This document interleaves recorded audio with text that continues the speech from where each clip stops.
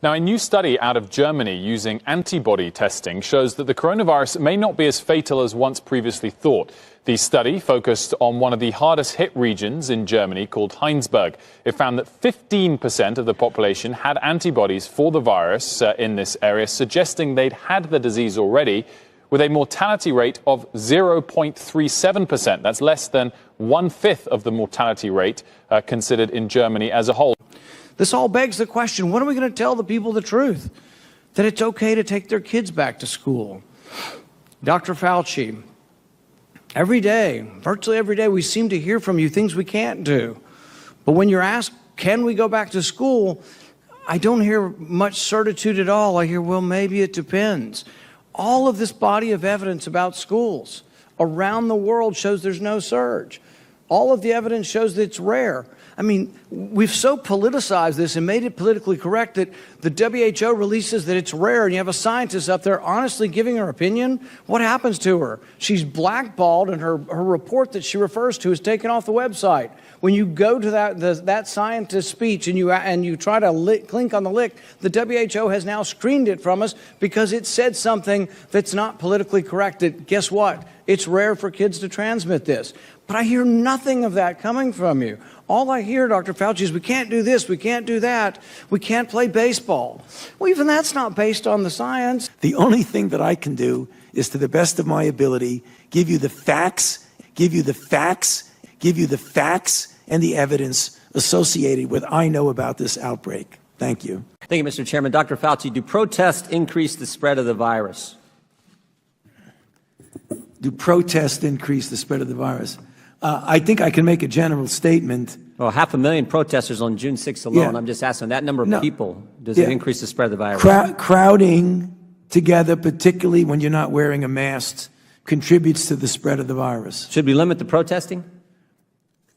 I'm not sure what you mean. How do we say limit the protesting? Should government limit the protesting? I don't think that's relevant to... Well, you just said if it increases the spread of the virus. I'm just asking, should we limit it? Well, I'm not in a position to determine what the government can do in a forceful way. Government stopping people from going to church, Dr. Fauci? Yeah.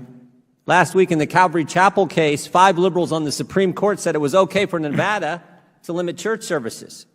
That there's no world in which the Constitution permits Nevada to favor Caesar's Palace over Calvary Chapel. I'm just asking, is there a world where the Constitution says you can favor one First Amendment liberty, protesting, over another, practicing your faith? Because that leads to the acquisition and transmission. I'm going to stop people from going to work. In fact, just in New Jersey 4 days ago, Ian Smith, Frank Trombetta were arrested for trying to operate their business, their gym. They were arrested. But my bet is if these 2 individuals who own this gym were outside just in front of their gym, and all the people who were working out in their gym were outside protesting, they'd been just fine. But because they were in the gym working out, actually running their business, they got arrested. You think that's okay? You know, I'm not going to opine on who gets arrested and who does not. Allowed to protest, millions of people on one day in crowds yelling, screaming, but you try to run your business, you get arrested? And if you stood right outside of that same business and protested, you wouldn't get arrested? You don't see an inconsistency there? I don't understand what you're asking me as a public health official. You could ask no, as much as you you've want, advocated for certain businesses. You've advocated for certain businesses to be shut down. I haven't seen one. We've heard a lot about hair salons. I haven't seen one hairstylist who, between haircuts, goes out and attacks police or sets something on fire. But we've seen all kinds of that stuff during protests, and we know the protests actually increase the spread of the virus. You've said that. And do the protests increase the spread of the virus? I don't have any scientific evidence that anything... And do the protests increase the spread of the virus? I don't have any scientific evidence that anything... Protesting, particularly according to the Democrats, is just fine, but you can't go to work, you can't go to school, you can't go to church. That there's a great deal of evidence, and it's actually good evidence that kids aren't transmitting this. It's rare, and that kids are staying healthy, and that, yes, we can open our schools. When things get in the press of what I supposedly said,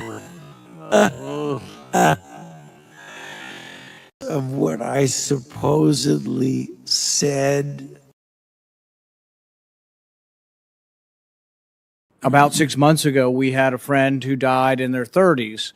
not from the disease, but from lack of a stress EKG. She died from a terminal arrhythmia in her 30s with 2 young children, but her stress EKG was canceled because the government decided that we shouldn't do it. It was an elective procedure.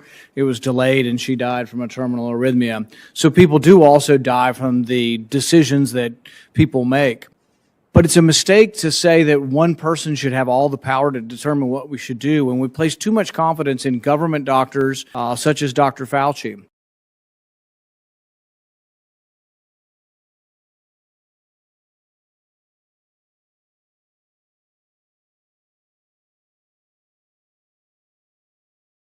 We had a White House saying China virus, China virus, China virus. It wasn't the China virus. The China virus Tying coronavirus to China and Chinese people isn't just a racist dog whistle. It's a whole racist orchestra. Trump's been tooting his dog whistle pretty hard by calling it Chinese virus. What? Trump, No, meanwhile, China virus. has a catchy little nickname for the coronavirus. He now calls it the Chinese virus every chance he gets. Because, they say a great way to prevent a virus from spreading is to name it something racist.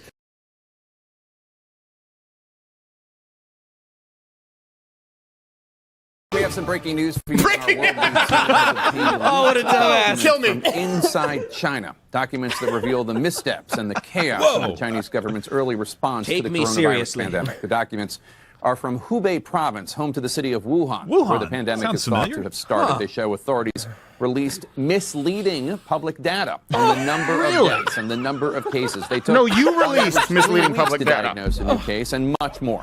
CNN's Nick Payton-Walsh is breaking the story for us right now. Today, on my final day as Director of National Intelligence, I'm releasing never-before-seen communications and documents that expose exactly how Fauci worked with politicized career leadership in the intelligence community to suppress the truth about his actions, the virus's lab leak origins, and his role in directing U.S. funding for this dangerous research that caused immeasurable harm and countless lost lives. Now, these documents expose Fauci's direct role in influencing and manipulating IC assessments on COVID-19 and how Fauci lied to Congress in 2024 when under oath he denied knowledge of or participation in discussions with intelligence officials about viral research. We also received testimony from multiple intelligence community whistleblowers who reported retaliation for challenging the intelligence community's manipulation of intelligence on the virus's origins. Dr. Fauci's close relationships with the intelligence community enabled him to assume 3 key roles that shield him from scrutiny.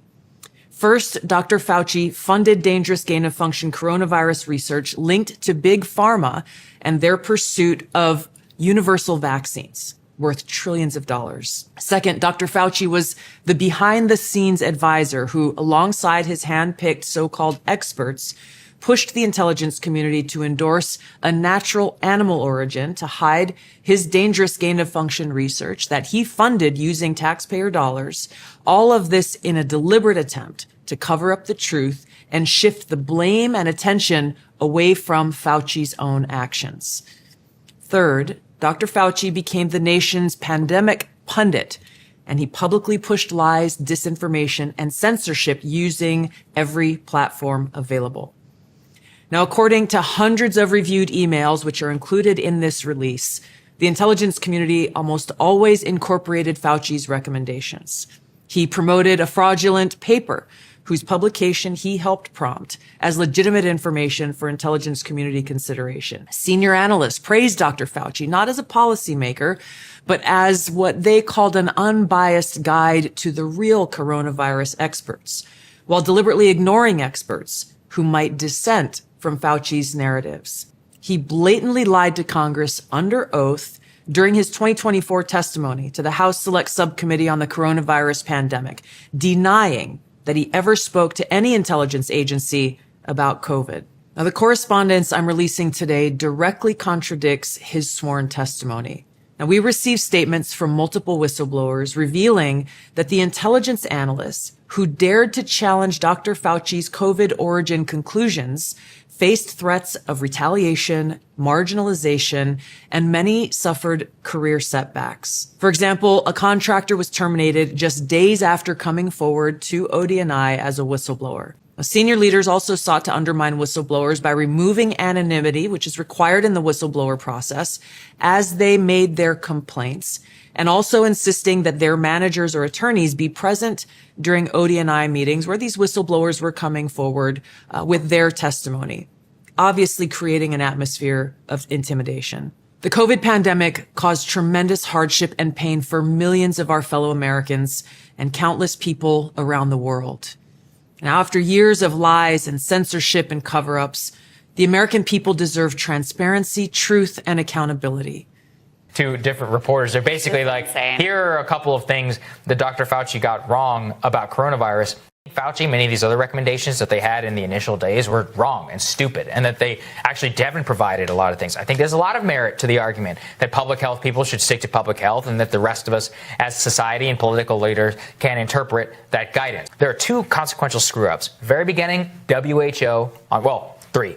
One was China, initial cover-up. Number two was WHO basically saying, no, there's no asymptomatic transmission, all this other nonsense guidance that they would believe this was January, that they believed the Chinese government's lies and spread it across the world. Three was mass right here in the United States. And I think those three things are what set us up for the situation that we're in right now. Somebody needs to pay for that one. It was so bad, somebody has to pay for it.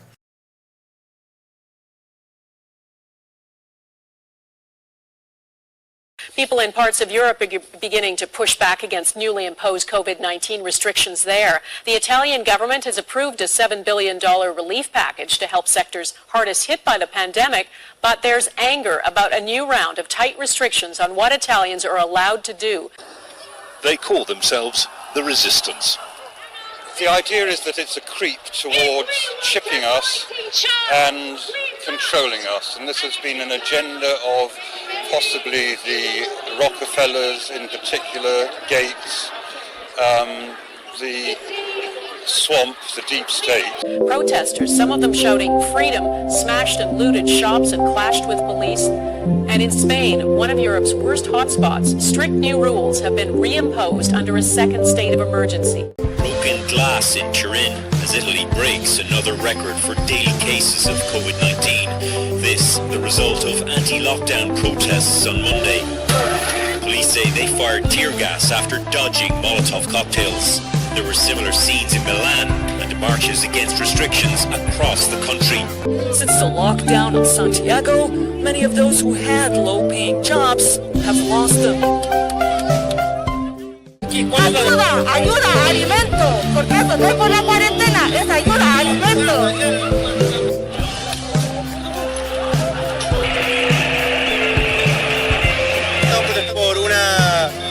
Por una problemática sobre todo el sistema en general, sobre todo el sistema neoliberal que estamos hablando en Chile. Sufrió una crisis, llegamos a una crisis en la que nos dimos cuenta de que ya este sistema ya no puede dar más.